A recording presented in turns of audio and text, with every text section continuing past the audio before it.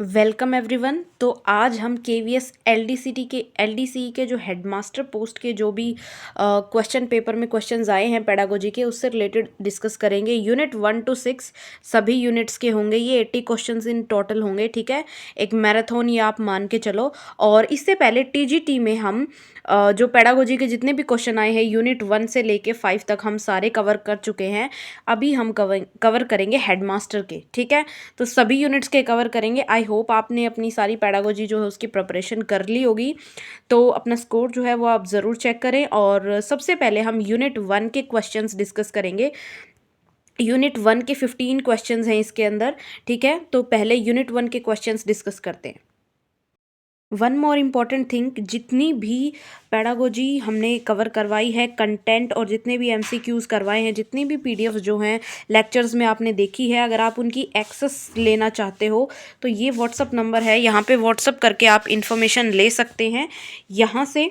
और ये Telegram channel है, आप इसको ज्वाइन कर सकते हो नई अपडेट्स के लिए, नई वीडियोज़ की अपडेट्स के लिए, ठीक है। तो चलो आज के क्वेश्चंस जो हैं हम स्टार्ट करते हैं। तो यूनिट 1 का question number 1, which one of the following strategy adopted by the teacher will not help in social development of children. तो बच्चों के जो सोशल सामाजिक उनका विकास है उसमें से कौन सी स्ट्रेटजी इनमें से सोशल डेवलपमेंट में हेल्प नहीं करेगी। नॉट आया है यहाँ पे, ठीक है। देख लेते हैं। ऑर्गेनाइजिंग ग्रुप गेम्स, अगर आप ग्रुप गेम्स ऑर्गेनाइज कराते हो वो, उससे तो सोशलाइजेशन होगा। ऑर्गेनाइजिंग कल्चरल प्रोग्राम्स, इनसे भी होता है। ऑर्गेनाइजिंग डिबेट कंपटीशन, डिबेट में एक दूसरे के साथ डिबेट करते हैं लोगों के साथ, इससे भी होता है। ऑर्गेनाइजिंग ऐसे कंपटीशन, देखो ऐसे कंपटीशन से नहीं होगा, इसमें तो जो चाइल्ड है वो अपने थॉट्स और व्यूज़ है वही एक्सप्रेस करेगा ना। तो यहाँ पे ऑप्शन नंबर डी यानी जो निबंध प्रतियोगिता है ये सोशल डेवलपमेंट में कम हेल्प करेगा, ठीक है, या फिर हेल्प नहीं करेगा। तो नेक्स्ट क्वेश्चन पे चलते हैं। Question number 2, the concept of human growth involves. जो ह्यूमन ग्रोथ है, मानव विकास है, यानी ग्रोथ की बात हो रही है यहाँ पे, डेवलपमेंट की बात नहीं हो रही है। इन्वॉल्व्स क्या इन्वॉल्व करता है इनमें से? ओनली फिजिकल ग्रोथ, सिर्फ physical growth, physical and social growth यानी शारीरिक भी और सामाजिक ग्रोथ भी। Any quantitative increase in human beings, yes. जो क्वांटिटेटिव इंक्रीज होता है ह्यूमन बींग्स में, चाहे वो बॉडी का हाइट है, वेट है, कुछ और फिजिकल ग्रोथ है ना। ओनली जेनेटिकली डिटरमाइंड ग्रोथ नहीं, ये तो नहीं भाई। तो ऑप्शन नंबर सी जो है यहाँ पे करेक्ट रहेगा, क्योंकि हमने पढ़ा है कि growth relates to quantitative changes, यानी मात्रात्मक जो चेंजेस आते हैं वो क्या होती है? ग्रोथ। तो ऑप्शन नंबर सी यहाँ पे करेक्ट हो जाएगा। Let's move to the next question. Question number 3, one of the following statements is incorrect. इनमें से कौन सी स्टेटमेंट है, ठीक है, जो इनकरेक्ट है, सही नहीं है? इन maturation changes occur naturally.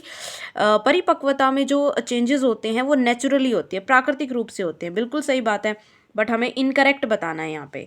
In maturation changes are spontaneous, जो चेंजेस होते हैं वो लगातार होते हैं। इन maturation changes are genetically program, तो ये जेनेटिकली यानी अनुवांशिक रूप से कार्यान्वित होते हैं। Maturation solely is dependent on nutrition, और जो मैचुरेशन है वो किस पे डिपेंड करती है? न्यूट्रिशन पे डिपेंड करती है। ये ऑप्शन जो है ये यहाँ पे ओनली डी जो है ये वाला इनकरेक्ट है यहाँ पे, क्योंकि न्यूट्रिशन पे जो मैचुरेशन है वो डिपेंड नहीं करती है, बाकी सारे तो हैं, ठीक है। जेनेटिक्स का भी रोल होता है, स्पॉन्टेनियस चेंजेस होते हैं, बिल्कुल होते हैं, नेचुरली होते हैं।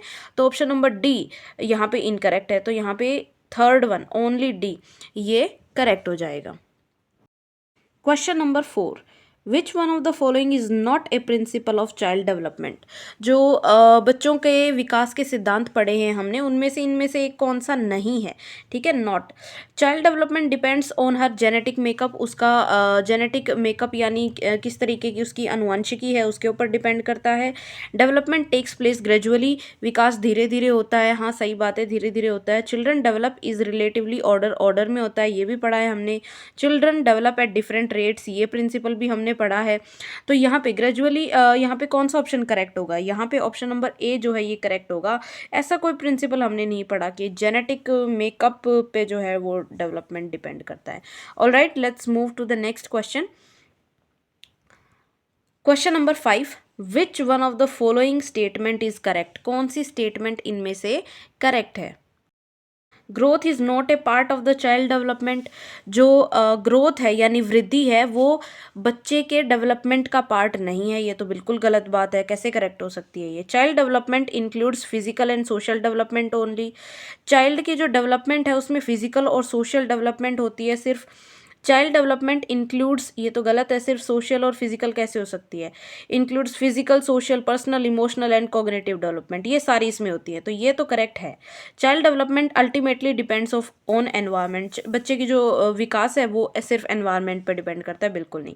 तो ऑप्शन नंबर सी जो है यहाँ पे करेक्ट हो जाएगा कि शारीरिक, सामाजिक, व्यक्तिगत, भावनात्मक, संज्ञानात्मक हर तरह के तरीके का विकास जो है इसमें शामिल होता है। Question number 6, by physical development in children we mean. जब हम फिजिकल यानी शारीरिक विकास की बात कर रहे होते हैं तो हमारा क्या मतलब होता है उससे? Change in their body structure and function over time, कि जो शरीर है उसके बॉडी फंक्शंस में, उसके स्ट्रक्चर में चेंज आता है, बिल्कुल सही बात है। Increase in their IQ level, देखो आईक्यू लेवल तो फिजिकल की बात नहीं हो रही है ना। Increase in their body weight and height, उनके बॉडी वेट जो है बढ़ रहा है और हाइट बढ़ रही है।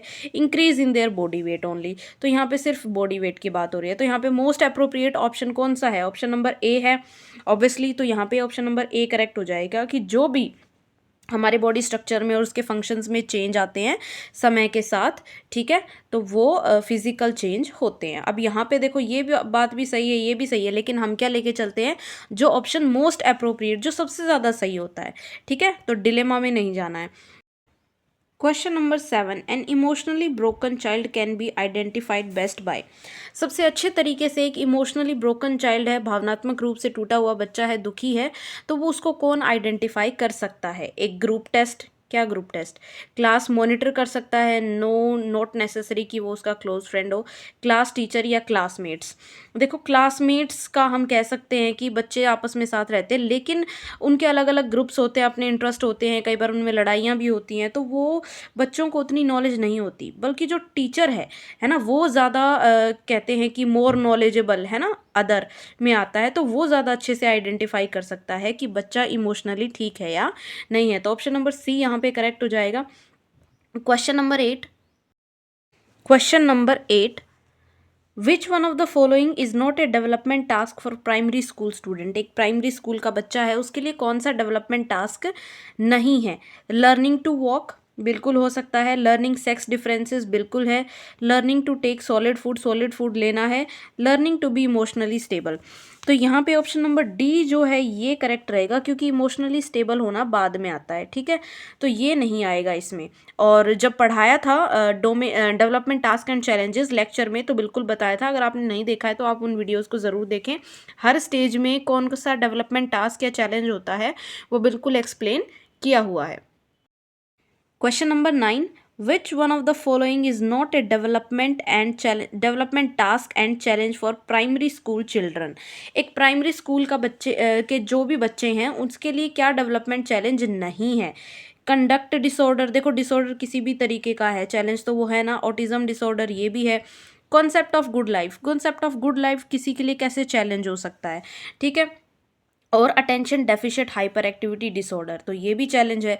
तो यहाँ पे option number C obviously correct हो जाएगा। Let's move to the next question. Question number 10, in case of a few primary school children with learning disabilities what best action a teacher can take. भाई प्राथमिक विद्यालय के कुछ बच्चे हैं जिनमें सीखने की अक्षमता है, तो वहाँ पे कौन सी सबसे अच्छी कार्रवाई की जा सकती है टीचर के द्वारा?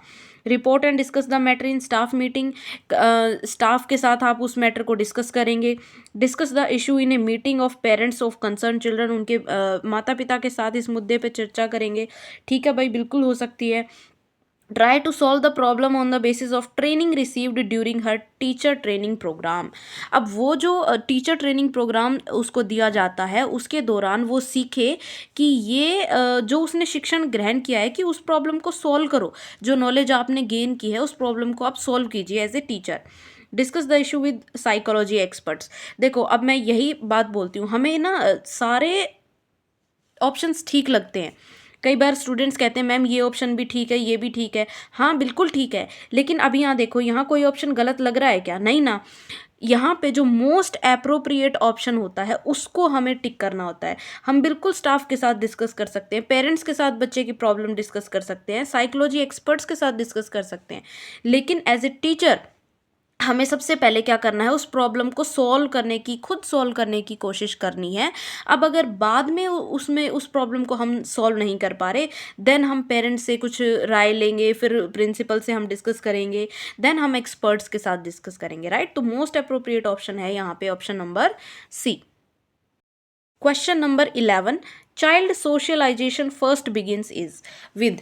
जो बच्चे का सामाजिकरण है वो किसके साथ शुरू हो जाता है? हिज आर क्लासमेट्स, उसके सहपाठी के साथ, his or first day in school, school में पहले दिन जो है वो, his or interaction with neighbours, उसके पड़ोसियों के साथ उसकी बातचीत से, या हिज आर पेरेंट्स। तो ऑब्वियसली सबसे पहले किसके साथ शुरू होता है? अपने पेरेंट्स जो हैं उसके बच्चे के, उसी के साथ तो शुरू होगा।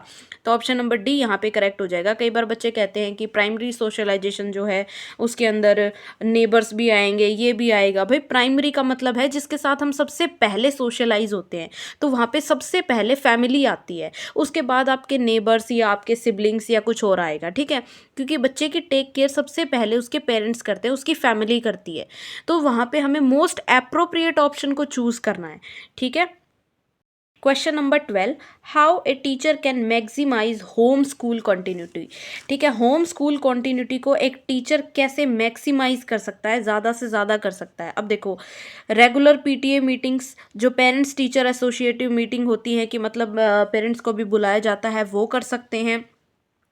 Ascertaining interaction of maximum parents with school children, जो पेरेंट्स हैं उनको स्कूल चिल्ड्रन के साथ हम इंटरेक्ट करवाएं, उनका visiting parents from time to time, parents जो हैं उनको विजिट करें हम समय के साथ।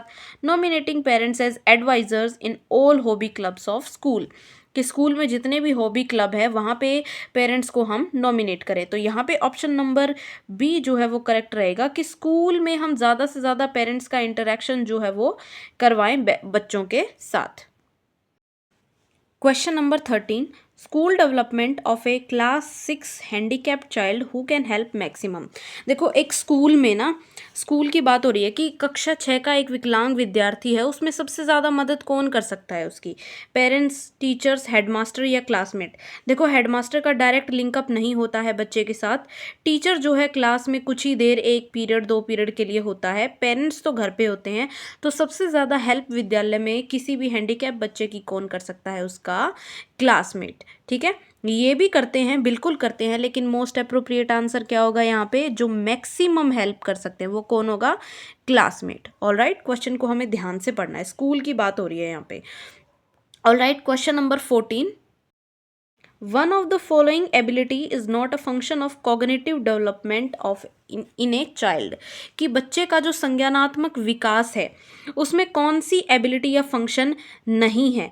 रिकॉलिंग इन्फॉर्मेशन, ये तो हमारे कॉग्निशन से ही रिलेटेड है कि हम जानकारी जो है उसको रिकॉल कर रहे हैं, याद कर रहे हैं। लर्निंग न्यू इन्फॉर्मेशन, नई इन्फॉर्मेशन जो है उसको ग्रहण कर रहे हैं। प्लानिंग एंड डिसीजन मेकिंग, ये भी ऑब्वियसली कॉग्निशन से ही होता है। Play music instrument as a fast speed, fast speed पे म्यूजिक इंस्ट्रूमेंट यानी कोई वाद्य यंत्र बजाना। तो यहाँ पे ऑप्शन नंबर डी जो है ये करेक्ट होगा। देखो, सबसे ज़्यादा करेक्ट कैसे होगा? क्योंकि ये recalling information, learning new information और डिसीजन मेकिंग, ये टोटली कॉग्निशन से रिलेटेड है कि नहीं है? और ये थोड़ा सा हमारा जो बॉडी का से रिलेटेड ये हो जाता है, कॉग्निशन से रिलेटेड कम हो जाता है, ठीक है। तो यहाँ पे ऑप्शन नंबर डी करेक्ट होगा। Question number 15, what is the most probable cause of a maladjusted child. कोई भी बच्चा है, ठीक है, माल एडजस्टेड है, उसका सबसे सामान्य या संभावित कारण जो है वो क्या हो सकता है? His her weak emotional development, कि उसका इमोशनल डेवलपमेंट वीक हुआ है, चलो ठीक है। हिज हर लो इकोनॉमिक बैकग्राउंड, देखो इकोनॉमिक बैकग्राउंड का क्या लेना देना इसमें। Poor performance in exam, exam का भी कुछ ज़्यादा लेना देना नहीं है कि भाई बच्चा मैल एडजस्टेड हो जाए। हिज हर लो इंटेलिजेंस लेवल, इंटेलिजेंट का भी कोई उसमें वो नहीं है। यहाँ पे भावनाएं ज़्यादा मैटर करती हैं, कि बच्चा भावनात्मक रूप से कमज़ोर है या फिर उसको भावनात्मक रूप से किसी तरीके की परेशानी है। तो इमोशंस ज़्यादा यहाँ पे मैटर करते हैं, ठीक है, माल एडजस्टमेंट में, क्योंकि इमोशंस ही एक पर्सन को हैप्पी या सैड बनाते हैं, जिसकी वजह से वो नेक्स्ट स्टेप्स उठाता है। तो ऑप्शन नंबर ए यहाँ पे करेक्ट रहेगा। तो यूनिट 1 के क्वेश्चंस कंप्लीट हो चुके हैं। अब मैराथन के यूनिट 2 के जो क्वेश्चंस हैं वो डिस्कस करेंगे और यूनिट 2 के 20 क्वेश्चंस हैं। ऑलराइट, तो आपने पढ़ रखा होगा आई होप। तो नेक्स्ट क्वेश्चन यूनिट 2 का question number first, according to पियाजे stage of concrete operational thought appears between, जब कॉन्क्रीट यानी ठोस संक्रियात्मक चिंतन की जो अवस्था होती है वो किसके बीच प्रकट होती है, यानी कौन से ईयर्स के बीच में। देखो फॉर्मल से पहले होती है ना कॉन्क्रीट ऑपरेशनल स्टेज, और जो फॉर्मल ऑपरेशनल स्टेज होती है वो कब होती है, यहाँ पे 4 to 7 years, 7 to 11 years, 11 to 15 years या 15 to 18 ईयर्स।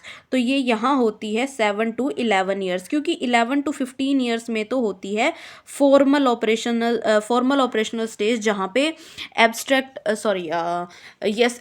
थिंकिंग जो है वो डेवलप होनी स्टार्ट हो जाती है। तो यहाँ पे होती है कॉन्क्रीट ऑपरेशनल स्टेज, यहाँ पे कॉन्क्रीट थॉट्स जो है वो डेवलप होना शुरू हो जाते हैं। ठीक है, नेक्स्ट क्वेश्चन पे चलते हैं। Question number 17, Which one of the following will be of little consequence in order to develop positive self-esteem among student? अब एक बच्चे के अंदर आपने आत्मसम्मान की सकारात्मक भावना जो है वो विकसित करनी है, तो कौन सी ऐसी चीज़ है जिसका थोड़ा बहुत कॉन्सिक्वेंस हो सकता है, मतलब जिसका थोड़ा सा नुकसान कर सकती है वो बच्चे को। Goals of student should be achievable and relevant, अगर बच्चे के गोल्स अचीवेबल है, रेलेवेंट है, तो ये तो क्या नुकसान करेगा। एक्सेंचुएटिंग पॉजिटिव लाइफ एक्सपीरियंसिंग, ठीक है, अगर उसे पॉजिटिव एक्सपीरियंस मिल रहे हैं लाइफ में तो ये भी कोई प्रॉब्लम नहीं है भाई। प्रोवाइडिंग ओवर प्रोटेक्शन, जब आप बहुत ज़्यादा प्रोटेक्शन उसको प्रोवाइड करते हो तो वो क्या होता है, चाइल्ड उस प्रोटेक्शन के अलावा फिर उस अपने कंफर्ट जोन से वो बाहर नहीं आ पाता। एस्टैब्लिशिंग ए ट्रस्टफुल कम्युनिकेशन, ये भी कोई इशू नहीं है। तो जो थोड़ा बहुत प्रॉब्लम क्रिएट कर सकती है वो यही है, प्रोवाइडिंग ओवर प्रोटेक्शन की अति सुरक्षा आप प्रदान कर रहे हो, बच्चे को अकेले कहीं जाने ही नहीं दे रहे हो, या फिर हर काम में आप ही उसकी हेल्प किए जा रहे हो, उसको नहीं करने दे रहे हो। तो यहाँ पे ऑप्शन नंबर सी जो है वो करेक्ट होगा। Question number 18, the following statements is not true about school time table, कौन सी ऐसी स्टेटमेंट है जो स्कूल टाइम टेबल के बारे में सही नहीं है। तो चलो देख लेते हैं। It enhances interest and motivation among teachers, teachers में ये इंटरेस्ट और मोटिवेशन जगाता है, बिल्कुल। इट हेल्प्स रिड्यूस रिजिडिटी, कठोरता को कम करने में मदद करता है ये। कठोरता मतलब किस तरीके की कठोरता। It provides balanced importance to both teachers and students, बिल्कुल सही बात है, बैलेंस्ड इंपॉर्टेंस मिलती है टीचर को भी और स्टूडेंट्स को भी। It helps develop respect for human values and ideals, human values की एक तरीके से डेवलप कोई भी सिस्टम है उसके अकॉर्डिंग काम करना। ठीक है, तो यहाँ पे सबसे कम अप्रोप्रिएट ऑप्शन है वो ये है कि रिजिडिटी को ये रिड्यूस करता है, ये कुछ ऑप्शन रेलेवेंट लगानी। ठीक है, तो यहाँ पे ऑप्शन नंबर बी जो है वो करेक्ट होगा, ये ट्रू नहीं है। Question number 19, which is not a characteristic of a unit, एक यूनिट की यानी जो इकाई होती है जिसमें बहुत सारे लेसन्स आप इंक्लूड करके रखते हो, तो उसका कौन सा कैरेक्टरिस्टिक नहीं है। A well and complete subdivision of the content of syllabus, ये तो बिल्कुल होता है कि सिलेबस जो है, पाठ्यक्रम जो है वो एक डिवाइडेड होता है। ठीक है, materials capable of providing learning experience is commensurate with learning objectives, जो भी आप मटेरियल स्टूडेंट्स को प्रोवाइड कर रहे हो उनके लर्निंग एक्सपीरियंस में, ठीक है, वो उन्हें अनुभव प्रदान करने में सक्षम होता है, बिल्कुल होता है। Full description of likely teaching ads, इसके अंदर जितनी भी सहायक सामग्री है उसका संभावित पूर्ण विवरण होता है। Interlinkage among contents with common principle and process, ये जो लिंकेजेस होते हैं सामान्य सिद्धांत और प्रक्रियाओं के साथ, उसके बीच जुड़ाव जो उसको दर्ज करता है, बिल्कुल करता है। तो यहाँ पे देखो कैरेक्टरिस्टिक यूनिट का कौन सा नहीं है। अब जो यूनिट है ना उसके अंदर लेसन प्लान होते हैं, मतलब लेसन प्लान्स की सीरीज़ होती है। ये जो टीचिंग एड्स वगैरह होती है ना, ये लेसन के अंडर आती हैं, लेसन प्लान के अंडर आती हैं, यूनिट के अंदर नहीं आती हैं। ठीक है, तो यहाँ पे फुल डिस्क्रिप्शन नहीं होता है इसमें टीचिंग एड्स का, वो लेसन प्लान में होता है, एक लेसन के अंदर होता है। यूनिट जो होती है उसमें लेसन्स जो होते हैं वो डिस्क्राइब्ड होते हैं। ऑलराइट, तो ऑप्शन नंबर सी यहाँ पे करेक्ट रहेगा। Next question, question number 20, teacher gives several examples and then derive the rules for explaining a concept he she would be using. देखो एक टीचर है, पहले कुछ एग्जाम्पल देता है और फिर एक रूल बनाता है, ठीक है। जैसे मैथमेटिक्स में पहले कुछ एग्जाम्पल दिए और उसके अकॉर्डिंग कोई रूल सेट किया कि भाई एरिया जो है लेंथ इंटू ब्रेड्थ होता है। एग्जाम्पल दिए पहले किस तरीके से एरिया है और फिर उसका रूल जो है वो डिराइव किया। तो वो कौन सा अप्रोच यूज़ कर रहा है? इन्वेस्टिगेटरी अप्रोच, इंडक्टिव अप्रोच, हायरिस्टिक अप्रोच या डिडक्टिव अप्रोच। देखो सिंपली ये होता है इंडक्टिव अप्रोच। जब पहले आप एग्जाम्पल देते हो और उसके बाद आप कोई रूल देते हो तो वो होता है इंडक्टिव। और डिडक्टिव क्या होता है? पहले आपने रूल दिया और फिर उससे रिलेटेड एग्जाम्पल्स आपने दिए। जैसे मैथमेटिक्स में पहले आपने फॉर्मूला दिया, उसके बाद एग्जाम्पल्स या क्वेश्चन सॉल्व कराए, तो वो हो जाएगा डिडक्टिव। लेकिन इंडक्टिव होता है पहले एग्जाम्पल दिए और उसके बाद कोई रूल डिराइव किया, ठीक है। तो यहाँ पे ऑप्शन नंबर ये बी जो है ये करेक्ट हो जाएगा। Question number 21, teacher must have mastery over subject in order to. जो सब्जेक्ट है उस पर मास्टरी होनी चाहिए, निपुणता होनी चाहिए शिक्षक की। किस ऑर्डर में होनी चाहिए, किस लिए होनी चाहिए? मोटिवेट द स्टूडेंट्स, ताकि वो जो स्टूडेंट्स हैं उनको मोटिवेट कर पाए। Making teaching more effective, teaching जो है उसको और प्रभावी बना पाए, ये बात बिल्कुल सही है। बीइंग पॉपुलर कोई लेना देना ही नहीं है, इंप्रेसिंग द स्टूडेंट्स बिल्कुल नहीं। तो यहाँ पे ऑप्शन नंबर बी जो है इजीली करेक्ट हो जाएगा। Next question number 22, what should be the basic determinant of a good discussion in A class. देखो एक क्लास है, उसके अंदर एक अच्छा डिस्कशन हो तो उसको बेसिकली कौन डिफाइन करेगा? मतलब उसका बेस क्या होना चाहिए? Master of content by the teacher, की जो टीचर है वो कंटेंट को मास्टर कर ले, लेकिन उससे बच्चों के साथ डिस्कशन तो कुछ ज़्यादा उसका कोई मैटर नहीं है। गुड टीचिंग स्किल, उसकी टीचिंग स्किल्स जो है वो बहुत अच्छी हो। गुड डिसिप्लिन, डिसिप्लिन भी चलो ठीक है। Unity of purpose and interest of class.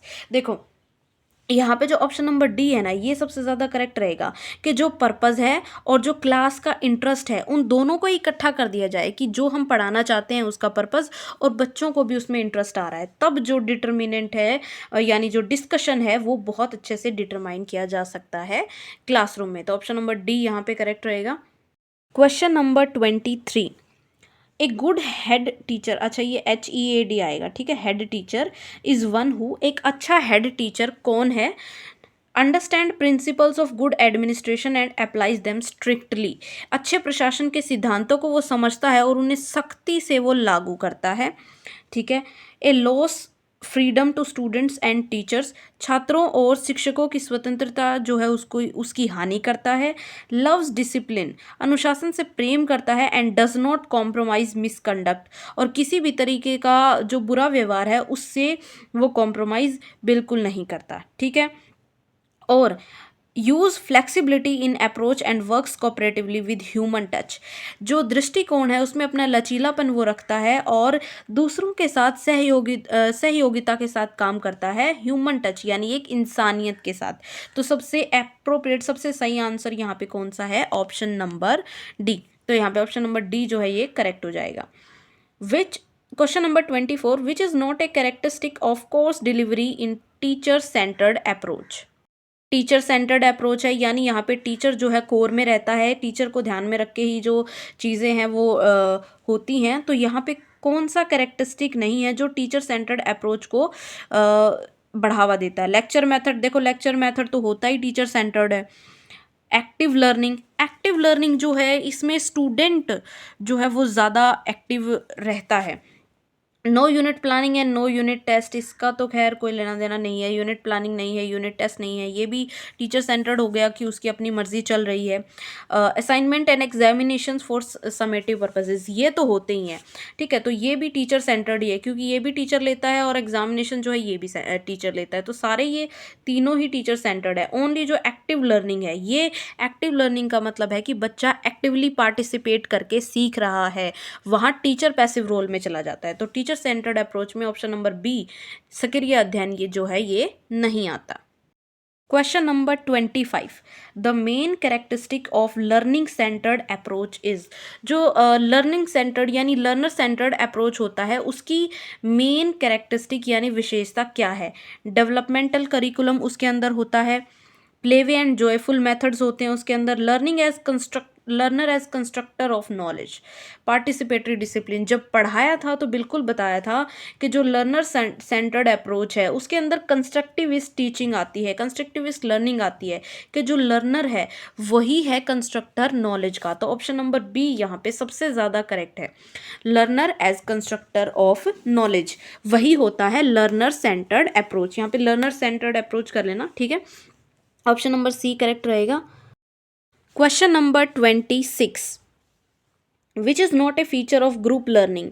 Group learning यानी समूह में अधिगम हो रहा है, ग्रुप में लर्निंग हो रही है, तो उसका कौन सा फीचर नहीं है। Participation increases commitment of students to the activity.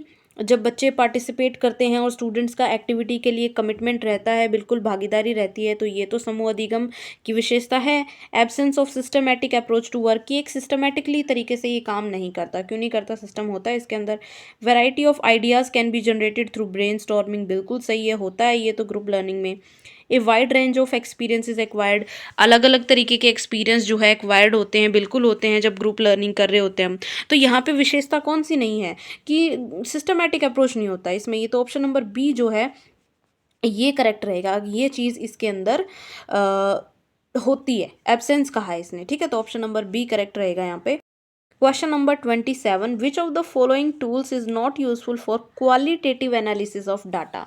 जो डेटा है उसका गुणात्मक विश्लेषण जो है हमें करना है, उसके लिए कौन सा उपयोगी नहीं है। इंटरव्यू, देखो इंटरव्यू में तो हम सामने सामने बात करते हैं तो बिल्कुल क्वालिटेटिव एनालिसिस होता है। इसमें focus group discussion, audio video recordings या सर्वेज यानी सर्वे वाला, ठीक है। तो कौन सा यहाँ पे क्वालिटेटिव नहीं है। देखो सर्वे में तो हम क्वांटिटेटिव थिंग्स या डेटा जो है वो इकट्ठा करते हैं, तो यहाँ पे जो करेक्ट आंसर हो जाएगा वो होगा option number D, surveys. Question number 28, which of the following is not a step of case study. Case study का कौन सा चरण इनमें से नहीं है। Alright, direct observation, review of literature, verification of antecedents या फॉलोअप। तो यहाँ पे कौन सा स्टेप नहीं है, वो है ऑप्शन नंबर बी, साहित्य की समीक्षा, रिव्यू ऑफ लिटरेचर। ये इस केस स्टडी का स्टेप नहीं है, तो ऑप्शन नंबर बी यहाँ पे करेक्ट रहेगा। Next question, question number 29, which is not a characteristic of assessment for learning. Assessment for learning की बात हो रही है, इसमें से कौन सा इसका कैरेक्टरिस्टिक नहीं है। Provision for effective feedback of students, ये तो है।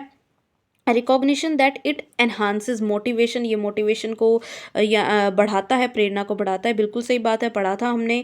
इवेलुएटिव नेचर, ये इवेलुएटिव नेचर का होता है, मतलब मूल्यांकन प्रवृत्ति इसकी होती है। Active involvement of students in their own learning, जो स्टूडेंट्स हैं वो एक्टिवली इन्वॉल्व रहते हैं अपनी खुद की लर्निंग में।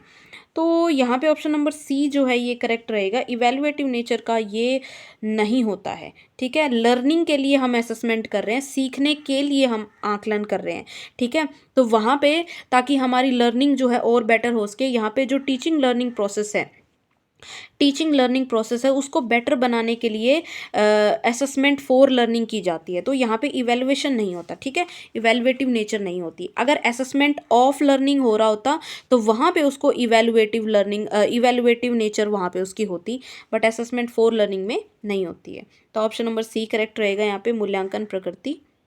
Question number 30, which of the following could be use to reduce achievement difference among students. Students के जैसे डिफरेंट डिफरेंट अचीवमेंट्स होते हैं, किसी को ए ग्रेड मिला, किसी को बी ग्रेड मिला, तो उसको कम करने के लिए, ठीक है, हम क्या कर सकते हैं। Enhancing student involvement in school, के जो स्कूल में छात्रों की जो भागीदारी है उसको हम बढ़ा सकते हैं। High expectation associated with rewards, अब भाई पुरस्कारों से जुड़ी उच्च उम्मीदें, ये तो थोड़ा सा अप्रोप्रिएट नहीं लग रहा है। लिमिटिंग स्टूडेंट्स ऑटोनॉमी इन चूजिंग एक्टिविटीज़, कि एक्टिविटीज़ को चूज़ करने में जो स्टूडेंट्स की ऑटोनॉमी है उसको ख़त्म कर दो या कम कर दो। बिल्कुल नहीं, ख़त्म कर देने से क्या होगा, वो अचीवमेंट डिफरेंस कम थोड़ी ना होगा, उससे ज़्यादा हो जाएगा। Using variety of teaching aids to make it teaching interesting, हमें अलग अलग तरीके की टीचिंग एड्स जो हैं, यानी जो टीचिंग लर्निंग मटेरियल होता है ना, उसका यूज़ करना चाहिए ताकि हम टीचिंग को और ज़्यादा इंटरेस्टिंग बना सकें। तो ऑब्वियसली ऑप्शन डी देखते ही पता लग रहा है कि यही सही है। इससे हम जो अचीवमेंट गैप है स्टूडेंट्स का उसको फिल कर सकते हैं, उनकी परफॉर्मेंस और अच्छी हो सकती है। Question number 31, unhappy incident occurred in A class, the teacher should find solution bye. देखो कोई अनहैप्पी इंसिडेंट यानी क्लास में कोई दुखद घटना होगी है, तो वहाँ पे टीचर को किस तरीके से सोल्यूशन या समाधान जो है उसको खोजना चाहिए। Discussing the matter in is family, बच्चे के फैमिली में जाके उस मैटर को डिस्कस करो। Discuss the matter with colleagues, आपके जो साथी हैं या स्टाफ हैं उनके साथ आप डिस्कस कीजिए, क्या फ़ायदा है उनके साथ डिस्कस करने का, बताओ। Discussing the matter with the principal, जाके प्रिंसिपल के साथ डिस्कस करो। Discuss the matter in the class only, सिर्फ कक्षा में ही वो जो मैटर है उसको आप डिस्कस कीजिए। देखो यहाँ पे इंसिडेंट कहाँ पे हुआ है, क्लास में हुआ है। पेरेंट्स से आप बिल्कुल बात कर सकते हो, अपने स्टाफ में बात कर सकते हो, प्रिंसिपल के साथ भी बात कर सकते हो, लेकिन उस मैटर को अगर हम सिर्फ क्लास तक लिमिट रखेंगे तो उससे क्या होगा, दूसरे टीचर्स तक या प्रिंसिपल तक वो बात नहीं जाएगी और बात का सो कॉल्ड बतंगड़ नहीं बनेगा, है ना, ताकि बच्चों पे भी ज़्यादा बुरा इफेक्ट ना पड़े। वहीं क्लास में बच्चों के साथ बात करके उस मैटर को सॉल्व किया जाना चाहिए। अगर फैमिली में बात करेंगे तो हो सकता है उनका रिएक्शन अलग हो, पेरेंट्स स्ट्रिक्ट हो या कोई और बात हो, तो वो बहुत बड़ा सीन क्रिएट हो जाता है बिना बात। तो ट्राई करें, जो टीचर है वो मोर नॉलेजेबल होता है क्लास के अंदर, वो बहुत अच्छे से स्टूडेंट्स को समझा सकता है कि वो जो कर रहे हैं या जो भी इंसिडेंट हुआ है उसको थोड़ा सा समझदारी के साथ कैसे हैंडल करना है। तो सबसे अच्छे से टीचर जानता है कि बच्चे जो हैं वो लर्निंग स्टेज में हैं, अभी वो एडल्ट नहीं हैं, तो इसलिए वो कैसे इस प्रॉब्लम के साथ टैकल करें या उनकी अंडरस्टैंडिंग को डेवलप करना सिर्फ टीचर के हाथ में है, जो बेस्ट तरीके से उस सिचुएशन को संभाल सकता है। तो ऑप्शन नंबर डी जो है यहाँ पे करेक्ट रहेगा। Let's move to question number 32। In transdisciplinary type of integration, the role of teacher happens to her that of a। अब ट्रांसडिसिप्लिनरी टाइप ऑफ इंटीग्रेशन है तो वहाँ पे टीचर का रोल्स किस तरीके का होता है। स्पेशलिस्ट होता है टीचर, उसके अंदर को लर्नर होता है, जर्नलिस्ट होता है या फैसिलिटेटर होता है। तो यहाँ पे ट्रांसडिसिप्लिनरी जो टाइप होती है उसमें जो टीचर होता है वो को लर्नर होता है। स्टूडेंट्स एंड टीचर्स दोनों ही जो है इकट्ठे ही उसके अंदर लर्निंग में होते हैं। ठीक है, question number 33। Which one may not be considered as a benefit of collaborative learning. अब कोलेबोरेटिव लर्निंग क्या होती है, सहयोगी अधिगम, जब हम जहाँ पे कोलेबोरेट करके क्लासेस कोलेबोरेट कर लिया, दो टीचर्स ने कोलेबोरेट कर लिया आपस में, जब वो लर्निंग हो रही है तो उसका कौन सा बेनिफिट नहीं है, इस नहीं पे ध्यान देना है। ग्रुप ओरिएंटेड रिवार्ड सिस्टम, देखो रिवॉर्ड सिस्टम से क्या लेना देना, मोर अपॉर्चुनिटीज़ फॉर पर्सनल फीडबैक, बिल्कुल सही है, ज़्यादा फीडबैक वहाँ पे मिलेगा। Acknowledgement of individual differences, individual difference को ज़्यादा समझ पाएंगे हम। एनहांस्ड ओनरशिप बढ़ेगी, जो स्टूडेंट्स हैं अपने पेस पे लर्न करते हैं कोलैबोरेटिव लर्निंग में। तो रिवॉर्ड सिस्टम यहाँ पे सबसे कम अप्रोप्रिएट लग रहा है, इसलिए हम ऑप्शन ए जो है इसको करेक्ट कर देंगे। ठीक है, question number 34। A text book is not much useful in. एक पाठ्य पुस्तक है वो किस में अधिक उपयोगी नहीं है, ठीक है, अधिक उपयोगी नहीं है। Maintaining the logical sequence of content matter, सबसे पहला काम तो बुक यही करती है कि लॉजिकल सीक्वेंस में जो मैटर है उसको बना के रखती है। ठीक है, mastering the content of the matter, जो सामग्री है उसमें महारत हासिल करना। प्रोमोटिंग डाइवर्जेंट थिंकिंग, भिन्न भिन्न सोच को बढ़ावा देना, बिल्कुल उसके अंदर काफ़ी सारे क्वेश्चंस या रिलेटेड एक्टिविटीज़ होती हैं जो डाइवर्जेंट थिंकिंग को प्रमोट करती हैं। Providing guidelines for student evaluation, student की इवेलुएशन या मूल्यांकन कैसे करना है उसके लिए दिशा निर्देश प्रदान करती है, बिल्कुल करती है। तो यहाँ पे option number B, mastering the content matter, option correct हो जाएगा, क्योंकि कंटेंट को मास्टर तो स्टूडेंट के ही हाथ में है, या तो टीचिंग लर्निंग प्रोसेस आपकी ऐसी होनी चाहिए। ठीक है, तो बुक जो है सबसे कम हेल्पफुल इस चीज़ में होती है। ठीक है, ये तो स्टूडेंट खुद ही करेगा मास्टरी। तो question number 35। Broader classification of ICT tools does not include. जो आईसीटी टूल्स हैं यानी इंफॉर्मेशन और कम्युनिकेशन टेक्नोलॉजी से रिलेटेड टूल्स हैं, उसकी ब्रॉडर क्लासिफिकेशन में क्या इंक्लूड नहीं है। देखो नहीं पे बहुत ज़्यादा जोर दिया गया है यहाँ पे। कंस्ट्रक्टिव टूल नहीं होते उसमें, कम्युनिकेटिव टूल नहीं होते, इंफॉर्मेटिव टूल नहीं होते, या प्लानिंग टूल नहीं होते। तो सिंपली यहाँ पे देखो इंफॉर्मेशन एंड कम्युनिकेशन टेक्नोलॉजी की बात हो रही है, तो कम्युनिकेशन होगा, संचार होगा, इंफॉर्मेशन होगी, सूचना होगी। प्लानिंग से रिलेटेड या कंस्ट्रक्टिव टूल क्यों नहीं होते, रचनात्मक होते हैं, बिल्कुल होते हैं। तो यहाँ पे option number D, planning tool जो है ये सबसे कम रिलेटेड है यहाँ पे, तो ऑप्शन नंबर डी जो है यहाँ पे करेक्ट हो जाएगा, नियोजन उपकरण। ठीक है, तो 2 यूनिट कंप्लीट हो गई हैं। अब हम यूनिट 3 के क्वेश्चंस जो है वो स्टार्ट करेंगे। 10 क्वेश्चंस हैं इस यूनिट के अंदर, ठीक है। तो स्टार्ट कर लेते हैं। Question number 36, over 85% of a child cumulative brain development occurs prior to which stage, ठीक है। कौन सी स्टेज से पहले यानी कौन सी अवस्था से पहले जो बच्चे का मस्तिष्क है उसका 85% यानी 85% जो है डेवलपमेंट, क्यूमुलेटिव ब्रेन डेवलपमेंट हो चुका होता है, ठीक है। 5 ईयर्स, 6 ईयर्स, 7 ईयर्स या 4 ईयर्स। तो यहाँ पे 6 ईयर्स आएगा। 6 साल की उम्र से पहले 85% जो ब्रेन डेवलपमेंट है वो हो चुका होता है। All right, let's move to the next question. Question number 37। अब ये क्वेश्चन हिंदी में अगले पेज पे, क्योंकि काफ़ी बड़ा क्वेश्चन था ये, तो इसको हम डिस्कस कर लेते हैं। Develop abstract thinking among secondary school students in social science. Social science में एब्स्ट्रैक्ट थिंकिंग जो है वो सेकेंडरी स्कूल में डेवलप करनी है बच्चों के अंदर, स्टूडेंट्स के अंदर। विच one of the following is the most appropriate option. तो सबसे अच्छा ऑप्शन जो है वो यहाँ पे क्या रहेगा। First, teaching concept of citizenship and then teaching concept of power of president. पहले आप उसको सिटीजनशिप का कॉन्सेप्ट समझाइए, उसके बाद पावर ऑफ प्रेसिडेंट है वो समझाइए। उसके बाद बी ऑप्शन है, first teaching the concept of constitutional design. पहले आप कॉन्स्टिट्यूशनल डिज़ाइन पढ़ाइए और उसके बाद कॉन्सेप्ट ऑफ डेमोक्रेसी पढ़ाइए। उसके बाद है आप पहले कंज्यूमर राइट्स पढ़ाइए और उसके बाद इंडियन इकोनॉमी पढ़ाइए। फिर है आप पहले फूड सिक्योरिटी पढ़ाइए और उसके बाद concept of people as a resource पढ़ाइए। तो बहुत डिफ़िकल्ट ये क्वेश्चन है और इसका जो करेक्ट आंसर है कि भाई एब्स्ट्रैक्ट थिंकिंग आपको डेवलप करनी है, एब्स्ट्रैक्ट थिंकिंग की बात हो रही है। तो यहाँ पे ऑप्शन नंबर ए जो है करेक्ट रहेगा कि पहले आप उसको सिटीजनशिप का कॉन्सेप्ट समझाइए, क्योंकि चाइल्ड जो है वो खुद एक सिटीजन है तो वो सिचुएशन को बिल्कुल इमेजिन कर सकता है abstractly. And then teaching concept of powers of president, और उसके बाद आप उसको प्रेसिडेंट की जो पावर्स हैं वो पढ़ा सकते हो, ठीक है। क्योंकि एक नॉर्मल या कह सकते हैं कि नॉर्म जो सिटीजन होता है वो बिल्कुल एक प्रेसिडेंट बन सकता है किस तरीके से, ठीक है। तो नेक्स्ट ये हिंदी में है, ये जिनकी हिंदी है वो यहाँ से देखें। Question number 38, which one of the following is the correct sequence of development of thinking pattern among school students. जो स्कूल के बच्चे होते हैं उनमें थिंकिंग पैटर्न जो है वो किस सीक्वेंस में डेवलप होता है, पहले कैसे होता है, बाद में कैसे होता है, इसका हिंदी का यहाँ पे है, ठीक है। तो यहाँ पे सबसे पहले है concept thinking, perceptual thinking, critical thinking और उसके बाद reflective thinking.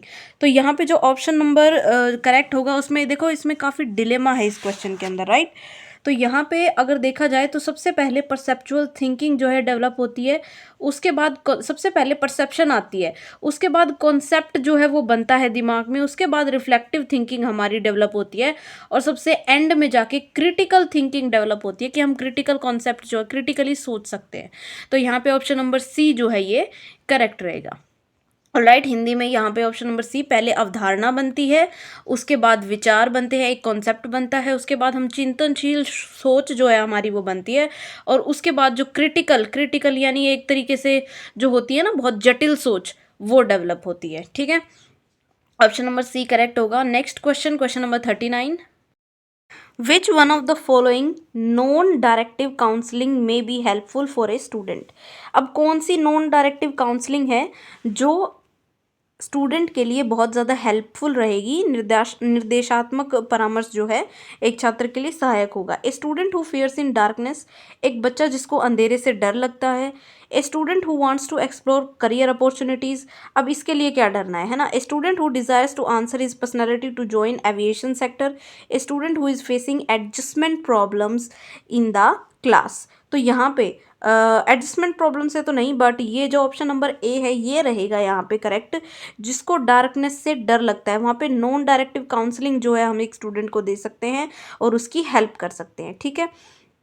Next question, question number 40, achieving new and more mature relationship with age mates for both sexes is a development task belonging to the period of. कौन से period का ये development task है जिसमें नए और मोर मैच्योर रिलेशनशिप से हम डील करते हैं, कि हम नए संबंध बनाते हैं लोगों के साथ और ज़्यादा अधिक जो परिपक्व संबंध होते हैं मैच्योरिटी के साथ, ठीक है। तो यहाँ पे कौन सी एज है उसके अंदर ये होते हैं। अर्ली चाइल्डहुड में, अडोलसेंस में, अडल्टहुड में या लेट चाइल्डहुड में। तो इसका जो करेक्ट आंसर है वो अडोलसेंस रहेगा। यहाँ हम और ज़्यादा मेच्योरिटी के साथ, मेच्योरिटी तो इसी एज में डेवलप होती है ना, तो यहाँ पे मेच्योर रिलेशनशिप्स हम बनाते हैं अपने दोस्तों के साथ, फ्रेंड्स बनाते हैं, ठीक है। तो ऑप्शन नंबर बी यानी किशोर अवस्था यहाँ पे करेक्ट रहेगा। Let's move to the next question. Question number 41, mental health policy of India was launched in the year. जो मेंटल हेल्थ पॉलिसी है इंडिया में कब जो है ये लॉन्च हुई? 1982 में, 2014 में, 2017 में या 2006 में? तो 2014 में ये डेवलप हुई है इंडिया में। In India the population that suffers from mental disorder is. अब वो पॉपुलेशन इंडिया के अंदर जो मेंटल डिसऑर्डर यानी मानसिक विकार से पीड़ित या ग्रसित है उसकी परसेंटेज क्या है? 6 to 7% है, 3 to 4% है, 9 to 10% है या 11 to 12% है? तो यहाँ पे ऑप्शन नंबर ए जो है ये करेक्ट हो जाएगा। 6 से 7% लोग मानसिक विकार से पीड़ित हैं इंडिया के अंदर। Let's move to the next question. काफ़ी बड़ा क्वेश्चन है। Based on the academic achievement of a student, एक बच्चा है उसकी जो अकेडमिक अचीवमेंट है उसके बेसिस पर एक teacher divides the class into 3 categories. अब टीचर जो है कक्षा को 3 कैटेगरीज में डिवाइड कर देता है। Above average, above average, below average और नॉर्मली जो एवरेज अकेडमिक अचीवर्स होते हैं वो, ठीक है। For an assignment he forms group of students. अब एक असाइनमेंट के लिए वो स्टूडेंट्स के ग्रुप बनाता है। Each group of the student has 3 members. अब हर ग्रुप में कितने मेंबर्स हैं? 3 मेंबर्स हैं। And each member is from different category with respect to their academic achievement. और अब जितने ये जो तीनों जो स्टूडेंट है हर मेंबर अलग अलग कैटेगरी से है अकेडमिक अचीवमेंट में। The teacher ask the student to submit the assignment after 3 days।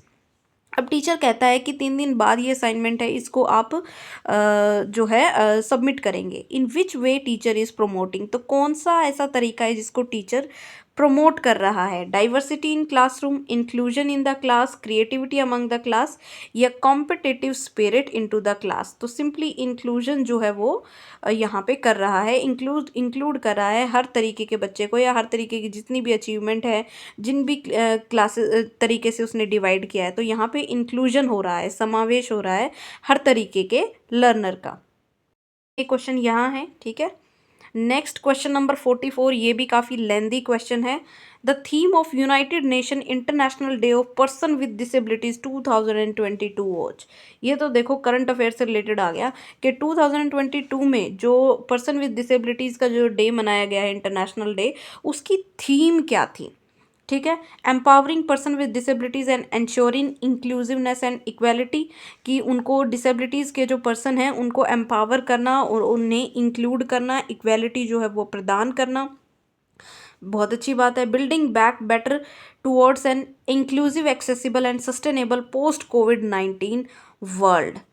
Transformative solution for inclusive department, the role of innovation in fuelling in on accessible and equitable world, कि उनके लिए एक ऐसी situation solutions जो है find out किए जाएं कि उनका जो रोल है वो भी इनोवेटिव रहे इस दुनिया के अंदर और उनको भी इक्वालिटी जो है वो मिले। Leadership and participation of person with disability towards an inclusive, accessible and sustainable post कोविड-19 वर्ल्ड। तो यहाँ पे इसकी थीम जो है वो थीम है ये, transformative solution for inclusive department, the role of innovation in fueling on accessible and equitable world। Option number C जो है यहाँ पे करेक्ट रहेगा, हिंदी में यहाँ है। Next question number 45, the teacher and students are absorbed in their teaching learning situation. जो teacher और स्टूडेंट्स हैं अपनी टीचिंग लर्निंग सिचुएशन यानी जो भी अधिगम शिक्षण अधिगम प्रक्रिया चल रही है उसमें वो लीन है पूरी तरीके से। दे आर यूजिंग, तो वो क्या उपयोग कर रहे हैं वहाँ पे? कॉन्शियस माइंड, सचेत मन, अनकॉन्शियस माइंड, बेसुध, पार्टिसिपेटिंग माइंड, भाग लेने वाला मन, या सब कॉन्शियस माइंड या अवचेतन मन। तो सिंपली यहाँ पे उनका सब कॉन्शियस माइंड जो है वो एक्टिव है, वो लीन हो चुके हैं अपने टास्क में, ठीक है। तो यहाँ पे ऑप्शन नंबर डी जो है वो करेक्ट रहेगा। और इसी के साथ यूनिट 3 के क्वेश्चंस जो हैं वो भी कंप्लीट होते हैं। अब हम यूनिट 4 के क्वेश्चंस जो हैं वो डिस्कस करेंगे जो इस पेपर में आए हैं, ठीक है। Question number 46, read the following statements about AIIMS of education. जो शिक्षा के उद्देश्य हैं उसके बारे में ये जो स्टेटमेंट्स हैं ये आपको पढ़नी है और एक कंक्लूजन पे जाना है। Aims are concern with purposes, aims जो है पर्पसेस के साथ यानी उद्देश्यों के साथ संबंधित हैं। ठीक है। Aims describe how an objective to be achieved, aim बताते हैं कि कैसे एक ऑब्जेक्टिव है उसको अचीव करना है। Aim focus on achievement aspect of education, बिल्कुल फोकस करता है कि हमें क्या अचीव करना है एजुकेशन से। Aims are desired outcomes, aim जो है आउटकम है, नहीं बिल्कुल नहीं, ऐसा होता तो हम एम लिख के छोड़ देते और आउटकम अपने आप आ जाती, बिल्कुल नहीं।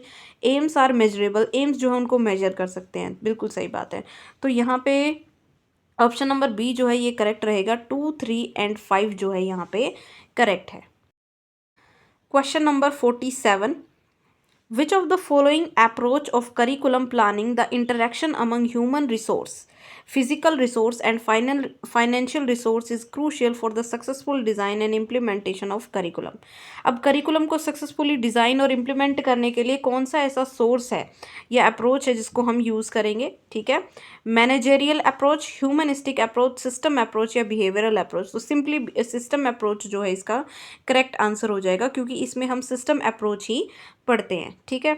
Next question, question number 48, school principal in an instructional perspective focuses on, जो स्कूल का प्रधानाचार्य है वो अनुदेशात्मक परिप्रेक्ष्य में किस चीज़ पर ध्यान केंद्रित करता है। ठीक है। Influencing the social staff by appealing to notions of right and wrong, तो सोशल स्टाफ जो है उसको वो इन्फ्लुएंस करेगा कि क्या सही है और क्या गलत है। Influencing the other members of school community, school community के जो अदर मेंबर्स हैं उनको वो इन्फ्लुएंस करेगा।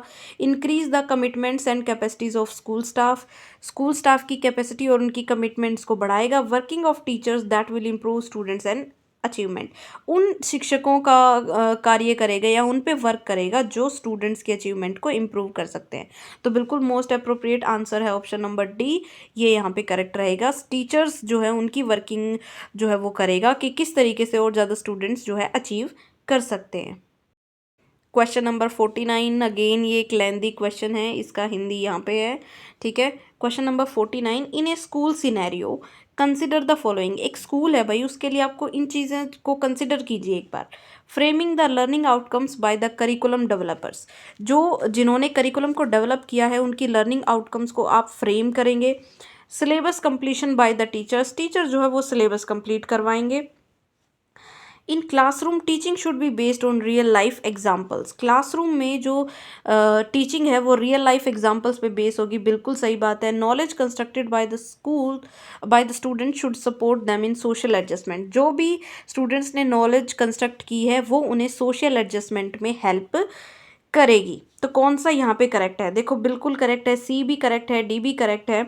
और लर्निंग आउटकम्स जो करिकुलम डेवलपर्स ने की हैं उनको भी हम देखते हैं। तो यहाँ पे ऑप्शन नंबर कौन सा करेक्ट होगा, A and D are objectives while B and C are aims of education. India aims कौन से एम्स ऑफ एजुकेशन है, देखो ए और बी तो क्या है, ऑब्जेक्टिव्स हैं यहाँ पे कि उनको फ्रेम करेंगे हम और सिलेबस को कंप्लीट करेंगे, ये तो हमारे ऑब्जेक्टिव्स हो गए। बल्कि ये जबकि ये जो है कि क्लासरूम में real life example based learning होनी चाहिए और सोशल एडजस्टमेंट होने चाहिए, ये एम्स में आते हैं, एजुकेशन के एम्स में। और ये जो ये होते हैं ये ऑब्जेक्टिव्स होते हैं शॉर्ट टर्म के लिए, और लॉन्ग टर्म के लिए ये डिफाइंड एम्स होते हैं। जब पढ़ाया था तो बिल्कुल बताया था एम्स क्या होते हैं और ऑब्जेक्टिव्स क्या होते हैं, डिफरेंस भी बताया था। तो यहाँ पे ऑप्शन नंबर सी जो है ये करेक्ट रहेगा। Question number 50, school principal gives freedom to the teachers to create their own pedagogical principles, students जो स्कूल का प्रिंसिपल है वो टीचर्स को फ्रीडम देता है कि वो खुद से पेडागोजी के प्रिंसिपल्स बनाएं as they describe analyse and infer about classroom interaction, क्योंकि क्लासरूम में वो स्टूडेंट्स के साथ ज़्यादा इंटरेक्शन करते हैं।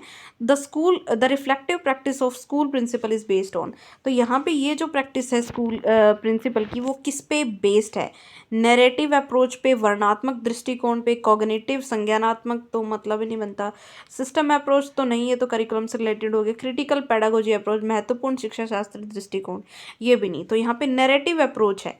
ठीक है। वहाँ पे उसने वर्णन किया है कि हम आपको स्वतंत्रता दे रहे हैं कि आप खुद से इन चीज़ों का एनालिस कीजिए और ये बनाइए। ठीक है।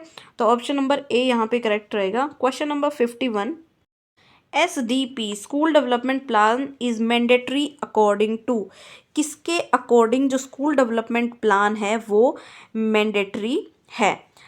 NPE 1986 में, NCF 2005 में, RTE 2005 में, या NCF 2000 में। तो यहाँ पे सिंपली RTE जो का एक्ट है 2009, वो स्कूल डेवलपमेंट प्लान पे एम्फेसिस करता है, बताया भी था लेक्चर के दौरान। नेक्स्ट क्वेश्चन पे चलते हैं, question number 52। In class 8 time table for teaching mathematics which period will be most appropriate for students learning. देखो मैथमेटिक्स लर्निंग के लिए 8th क्लास में कौन सा पीरियड जो है वो मोस्ट सूटेबल रहने वाला है, first period, fifth period, fourth period, या सेकंड पीरियड। देखो क्योंकि मैथमेटिक्स जो है अंडरस्टैंडिंग का सब्जेक्ट है, इसलिए हम इसे जो लंच से पहले वाले पीरियड्स है ना उन्हीं में रखते हैं, ठीक है, लंच के बाद वाले पीरियड्स में नहीं रखते। तो यहाँ पे मोस्ट अप्रोप्रिएट आंसर जो PDF के अकॉर्डिंग भी है वो है option number C, option number D, यानी सेकंड पीरियड। जो सेकंड पीरियड है वो मैथमेटिक्स का होना चाहिए क्लास 8 में। Alright, next question, question number 53। National achievement survey 2021 was conducted by.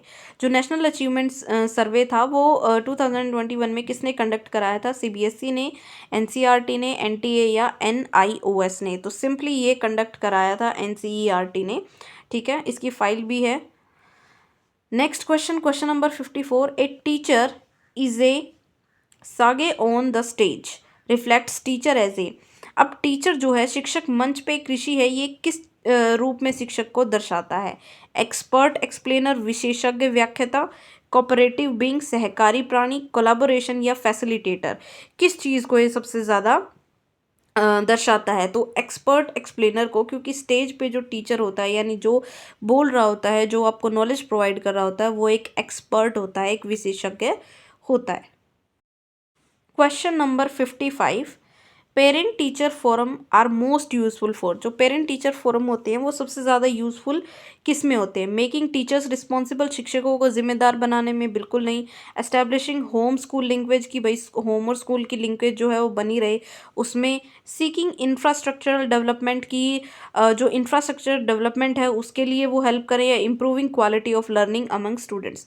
जो स्टूडेंट्स हैं उनके अमंग जो क्वालिटी है वो किस तरीके से इंप्रूव की जा सकती है? बिल्कुल, यहाँ पे टीचर जो अपने सजेशन देते हैं। जब पेरेंट टीचर फॉर्म पढ़ाया था तो बताया था कि पेरेंट टीचर्स जो मीटिंग्स रखी जाती हैं उनके अंदर जो बातचीत होती है तो वहाँ पे यही बात होती है कि लर्निंग जो है उसको किस तरीके से इम्प्रूव किया जाता है। अब यहाँ पे हमारी यूनिट 4 भी ख़त्म होती है और अब यूनिट 5 जो है उसके क्वेश्चंस हम करेंगे। इसके अंदर 15 क्वेश्चंस है।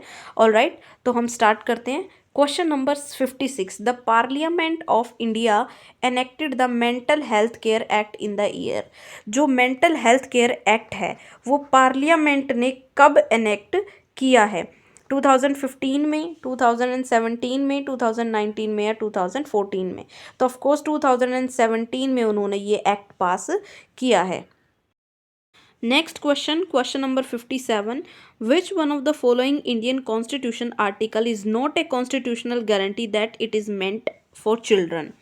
ये कौन सा आर्टिकल है जो कहता है कि संवैधानिक गारंटी नहीं है? आर्टिकल 30, आर्टिकल 21A, आर्टिकल 45 या आर्टिकल 24? तो सिंपली यहाँ पे आर्टिकल 30 है जो कॉन्स्टिट्यूशनल आर्टिकल है, बल्कि कॉन्स्टिट्यूशनल गारंटी नहीं है, ठीक है। तो ऑप्शन नंबर ए करेक्ट होगा यहाँ पे। Question number 58। सफल is not for which one of the following grade? कौन सी ग्रेड के लिए जो सफल वाली स्कीम है SAFAL, ठीक है, वो नहीं है? ग्रेड 3, ग्रेड 5, ग्रेड 6 या ग्रेड 8? तो यहाँ पे ये इसका करेक्ट आंसर रहेगा ग्रेड 6। ग्रेड 6 के बच्चों के लिए ये नहीं है, 3 के लिए है, 5 के लिए, अप टू 5 तक है, ठीक है। Next question, question number 59। Question number 59. The major drawback associated with not so well performance of NEP 1968 was कि कौन सा ड्रॉबैक है NEP जो नेशनल एजुकेशन पॉलिसी थी 1968 की, तो उसका मेजर ड्रॉबैक जो है वो क्या है? कौन सी कमी थी उसमें? Education was in state list, शिक्षा जो है राज्य सूची में थी, नहीं, ये कोई ड्रॉबैक नहीं है उसका। 3 language formula was not implemented. 10+2+3 pattern of education was not implemented. Option number D, compulsory education for children up to the age of 14 was not highlighted. जो कंपल्सरी एजुकेशन है 14 तक के जो बच्चे हैं उनकी एज के लिए वो हाईलाइट नहीं थी। तो यहाँ पे ऑप्शन नंबर डी जो है ये करेक्ट रहेगा, ये नहीं हाईलाइटेड था उसके अंदर। Next question, question number 60, the nodal agency for secondary education management information यानी SEMIS सिस्टम। तो ये कौन सी एजेंसी है, नोडल एजेंसी SEMIS के लिए, ठीक है। तो बताइए NIOS है, CBSE है, NCERT है या नीपा है। तो ये है ऑप्शन नंबर डी, नीपा, ठीक है, ये नोडल एजेंसी है। नेक्स्ट है question number 61, how many numbers of working hours per week were prescribed at the minimum for teachers under RTE act 2009।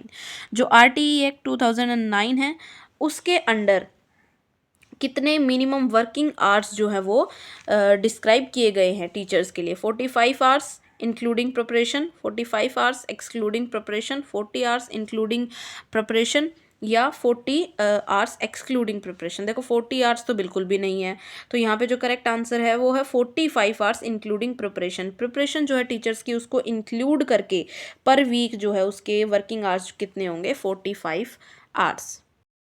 Which document has recommended, कौन सा ऐसा दस्तावेज है जिसने रेकमेंड किया है, कहा है कि the minimum degree qualification for teaching, कि अगर आपको एक टीचर बनना है, टीचिंग करनी है, तो जो मिनिमम डिग्री क्वालिफिकेशन है आपकी वो कम से कम 4 साल की क्या होनी चाहिए, BEd डिग्री होनी चाहिए। मतलब जो मिनिमम क्वालिफिकेशन है वो 4 साल की डिग्री तो होनी ही चाहिए, ठीक है, इंटीग्रेटेड, ठीक है, 4 ईयर इंटीग्रेटेड। तो ये कहा है national policy of on education 1986 में, बिल्कुल नहीं, तब उस टाइम पे तो ये आई भी नहीं थी ऐसा कुछ, ये तो अभी आया है। NCF 2000 में इसकी बातचीत की गई है, बिल्कुल नहीं, तभी भी ये तो बिल्कुल फ्रेश कॉन्सेप्ट है। NCF 2005 में, बिल्कुल नहीं। नेशनल एजुकेशन पॉलिसी 2020 में, बिल्कुल। जो अभी लेटेस्ट पॉलिसी आई है 2020, उसमें बात की गई है कि जो इंटीग्रेटेड 4 ईयर्स की जो डिग्री होती है BEd की, वो मिनिमम क्वालिफिकेशन टीचिंग के लिए कंसिडर की जानी चाहिए, ठीक है। तो नेक्स्ट क्वेश्चन पे चलते हैं, question number 63, which one of the following may not be considered as a role of school for the society. अब जो स्कूल का रोल है सोसाइटी के लिए, कौन सा यहाँ पे कंसिडर नहीं किया जा सकता। प्रिपरेशन फॉर लिवलीहुड स्किल, जो आजीविका कौशल की तैयारी है, देखो ये तो स्कूल करवाता ही है। सिटीजनशिप ट्रेनिंग की भाई नागरिकता प्रशिक्षण देना कि वो अच्छा नागरिक बन सके। Creation of jobs in the society, अब ये स्कूल कैसे कर सकता है कि सोसाइटी के अंदर जॉब्स क्रिएट करे। Preparation for healthy work culture, healthy work culture के लिए बिल्कुल तैयार कर सकता है। तो ऑप्शन नंबर सी जो है यहाँ पे करेक्ट रहेगा, creation of jobs in society, ये स्कूल का काम नहीं है। Question number 64, competency based learning invariably requires the use of. जो कॉम्पिटेंसी बेस्ड एजुकेशन है यानी योग्यता आधारित शिक्षा है, तो उसमें किस चीज़ का यहाँ पे यूज़ है। एप्टीट्यूड टेस्ट उसमें होते हैं, डायग्नोस्टिक टेस्ट, इंटेलिजेंस टेस्ट या सिचुएशनल टेस्ट। देखो यहाँ पे सबसे करेक्ट आंसर रहेगा डायग्नोस्टिक टेस्ट यानी नैदानिक परीक्षण। Alright, let's move to the next question, question number 65। Question number 65, which of the following would be the most appropriate teaching aid for children of early childhood care and education. देखो जो early childhood as के बच्चे हैं उनके लिए सबसे appropriate teaching add जो है वो क्या रहेगा। वेल डेकोरेटेड चार्ट, एक जो चार्ट बहुत अच्छे से डेकोरेटेड है। पपेट शॉट, कठपुतली शॉट, स्टोरी टेलिंग, कहानी सुनाएंगे आप, या ग्रुप प्ले। तो मोस्ट अप्रोप्रिएट पूछा है सिंपली यहाँ पे, तो पपेट शॉट जो है इसका करेक्ट आंसर रहेगा option number B. Let's move to the next question, question number 66, key features of a lesson are. एक लेसन है उसके की फीचर्स जो है वो क्या होंगे। Student work in group to master academic material, student जो है ग्रुप में काम करेंगे अकेडमिक मटेरियल जो है उसको मास्टर करने के लिए। ग्रुप्स आर हेट्रोजीनियस, समूह जो है विषम रहने वाला है। Reward system are group oriented rather than individual oriented, जो रिवार्ड सिस्टम है वो ग्रुप ओरिएंटेड रहेगा ना कि इंडिविजुअल ओरिएंटेड, मतलब एक बच्चे के लिए नहीं, एक पूरे ग्रुप को ही जो है वो इनाम दिया जाएगा। Which kind of learning does it represent, तो ये जो है ये कौन से तरीके की लर्निंग को रिप्रेजेंट करता है। मास्टरी लर्निंग को, पीयर लर्निंग को, कोलैबोरेटिव लर्निंग को या कोऑपरेटिव लर्निंग को। तो यहाँ पे जब ग्रुप्स में जब हम पढ़ रहे हैं एक दूसरे के साथ सहयोग करके, हेट्रोजेनस ग्रुप है और साथ में मिलके काम कर रहे हैं, तो ये कोऑपरेटिव लर्निंग जो है उसको प्रमोट कर रहा है। तो ऑप्शन नंबर डी जो है यहाँ पे करेक्ट हो जाएगा। Let's move to the next question, Question number 67. RTE Act 2009 was implemented under which article of the Indian Constitution? Indian constitution के कौन से आर्टिकल के अंडर RTE Act 2009 जो है वो इम्प्लीमेंट किया गया है? 45, 25, 30 या 21 है? तो हमें पता है, बहुत बार पढ़ा हुआ है, सीटेट के लिए भी पढ़ा था। तो आर्टिकल 21A जो है उसके अंदर RTE 2009 जो है वो इम्प्लीमेंट किया गया है। Question number 68. Which of the following statement is true for curriculum? इनमें से कौन सी स्टेटमेंट है जो करिकुलम के लिए बिल्कुल सही है? Curriculum is descriptive in nature. Curriculum जो है नेचर में कैसा है? डिस्क्रिप्टिव है, यानी वर्णात्मक है। Curriculum is prescriptive in nature, आदेशात्मक है। Curriculum provides an outline of a course of studies which students have to learn in a given period of time. ठीक है, करिकुलम जो है वो एक इस तरीके की आउटलाइन है जो एक गिवन पीरियड ऑफ टाइम में स्टूडेंट्स जो हैं पढ़ेंगे। Curriculum and syllabus are synonyms. जो करिकुलम और सिलेबस है वो सिनोनिम्स हैं आपस में, बिल्कुल नहीं। तो यहाँ पे ऑप्शन नंबर बी जो है करेक्ट हो जाएगा। करिकुलम जो है नेचर में प्रिस्क्रिप्टिव है, आदेशात्मक है कि ये जो चीज़ें हैं ये आपने करवानी है। ठीक है, तो यहाँ पे ऑप्शन नंबर बी जो है वो करेक्ट हो जाएगा। Question number 69. Question number 69. Which one of the following is most essential aspect for all round development of personality? कि कौन सा इसमें से मोस्ट इम्पॉर्टेंट है, सबसे ज़्यादा इम्पॉर्टेंट है ऑल राउंड डेवलपमेंट? अगर सर्वांगीण विकास करना है बच्चे का तो उसमें सबसे ज़्यादा important age appropriate growth and development, के आयु के उपयुक्त वृद्धि और विकास होगा। अंडरस्टैंडिंग ऑफ वन स्ट्रेंथ और वीकनेस, अपनी अपनी स्ट्रेंथ और वीकनेस जो है उसको अंडरस्टैंड करना है। Identification and nurturing of talent, talent जो है आप नर्चर करेंगे। Skill in utilising the talent appropriately in the required circumstances, जो भी सर्कमस्टांसेस होंगी, जो भी जो भी परिस्थिति होगी उसी के अकॉर्डिंग जो स्किल्स हैं उनका यूटिलाइजेशन किया जाएगा। तो most appropriate option number D रहेगा यहाँ पे। ठीक है, let's move to the next question. Question number 70. Vocationalisation of education was recommended by which committee?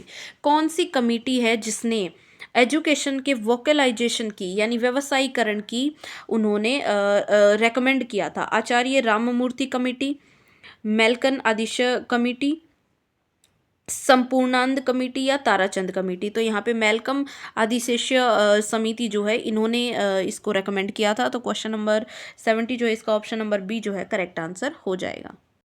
So unit 5 के क्वेश्चंस भी कंप्लीट होते हैं। अब हम यूनिट 6 यानी जिन लोगों के पीआरटी टीजीटी पीजीटी में तो यूनिट 6 नहीं है, लेकिन जो प्रिंसिपल वाइस प्रिंसिपल के लिए जो भी प्रिपरेशन करे हेडमास्टर, उनमें code of conduct KVS code of conduct के जो रिलेटेड क्वेश्चंस हैं वो हैं। तो जो प्रैक्टिस करना चाहते हैं वो यहाँ से कर सकते हैं। यूनिट 6 से रिलेटेड जो क्वेश्चंस हैं वो अभी हम डिस्कस करने वाले हैं। तो क्वेश्चन नंबर 71 है, when a PGT is posted as IC principal for over 2 months he is eligible to draw charges allowance of. अगर कोई पीजीटी है उसको प्रिंसिपल की पोस्ट पे आप जो है लगाते हैं 2 महीने के लिए, तो उनके लिए कौन से चार्ज की अलोवेंस होगी यहाँ पे? 500, 400, 300 या 200? तो यहाँ पे 200 होगा, 200 की जो चार्ज अलोवेंस उसको होगी। Question number 72. Who is the drawing and distributor of विद्यालय? तो यहाँ पे विद्यालय का आरेखन और संवितरण करता कौन होता है? प्रिंसिपल होता है, यूडीसी होता है, एसी ऑफ आरओ होता है या हेड क्लर्क होता है? तो यहाँ पे प्रिंसिपल जो है यहाँ पर आएगा। ऑप्शन नंबर ए करेक्ट रहेगा यहाँ पे। Next, as per article 59 of education code point number 34 every teacher shall at all times. ठीक है, तो यहाँ पे आर्टिकल 59 में जो एजुकेशन कोड का पॉइंट नंबर 34 दे रखा है उसके अनुसार मेंटेन्स टीचर्स डायरी, जो टीचर्स की डायरी है उसको मेंटेन करना है। मेंटेन एब्सोल्यूट इंटीग्रिटी, जो इंटीग्रिटी है उसको मेंटेन करना है। मेंटेन्स टाइम टेबल को मेंटेन करना है या अटेंडेंस रजिस्टर को मेंटेन करना है। तो पॉइंट नंबर 34 के अकॉर्डिंग जो ईमानदारी के साथ हमें इंटीग्रिटी जो है स्कूल की वो बनाए रखनी है। ठीक है, question number 74. Question number 74. Based on disciplinary committee report, एक जो डिसिप्लिनरी कमेटी है, जो अनुशासन समिति है, उन्होंने रिपोर्ट दी है कि about the misconduct of a student, के एक छात्र जो है उसका जो व्यवहार है वो उचित नहीं है। तो प्रिंसिपल यहाँ पे क्या कर सकता है? Orally inform the parent to take back his child, वो कहेगा कि अपने बच्चे को आप वापस ले जाइए। कॉर्पोरल पनिशमेंट देगा, शारीरिक दंड, ये तो बैन है। इशू ट्रांसफर सर्टिफिकेट, स्थानांतर प्रमाण पत्र उसे जारी कर सकता है, या stop the students from appearing in the examination, या उसको परीक्षा में बैठने से रोक सकता है। तो सिंपली यहाँ पे ध्यान देना, प्रिंसिपल कैन, क्या कर सकता है प्रिंसिपल, ठीक है। देखो, बच्चे को स्कूल से एडमिशन से ले जाने के लिए नहीं कह सकते, पनिशमेंट भी नहीं दे सकते, और एग्जामिनेशन में बैठने से भी नहीं रोक सकते। तो यहाँ पे ट्रांसफर सर्टिफिकेट जो है स्टूडेंट को बिल्कुल दिया जा सकता है। ऑप्शन नंबर सी करेक्ट रहेगा। Question number 75, minor penalty to HM, HM मतलब headmaster, can be imposed by, अगर हेडमास्टर है उसको मामूली दंड देना है तो वो कौन दे सकता है यहाँ पे, AO of RO, principal, vice principal, या एफओ ऑफ आरओ। देखो यहाँ पे जो प्रिंसिपल है ना वो सबसे अप्रोप्रिएट आंसर है, क्योंकि माइनर कोई पेनल्टी लगानी है तो वो प्रिंसिपल कर सकता है, क्योंकि हेडमास्टर जो है वो प्राइमरी के लिए होता है, तो प्रिंसिपल के अंडर ही आता है। Alright, question number 76, the authority to terminate the employee of KVS in immoral behavior is, वो अथॉरिटी जो किसी एम्प्लॉय को इमोरल बिहेवियर के लिए, यानी उसका बिहेवियर अच्छा नहीं है उसके लिए वो टर्मिनेट कर सकती है, कौन है इनमें से, कौन होगा। कमिश्नर कर सकते हैं, यानी जो केवीएस के कमिश्नर होते हैं वो कर सकते हैं, एडिशनल कमिश्नर, जॉइंट कमिश्नर, या जॉइंट कमिश्नर फाइनेंस के या एकेडमिक के, ठीक है। तो यहाँ पे ऑप्शन नंबर ए करेक्ट रहेगा, जो कमिश्नर होते हैं वो उसे टर्मिनेट कर सकते हैं।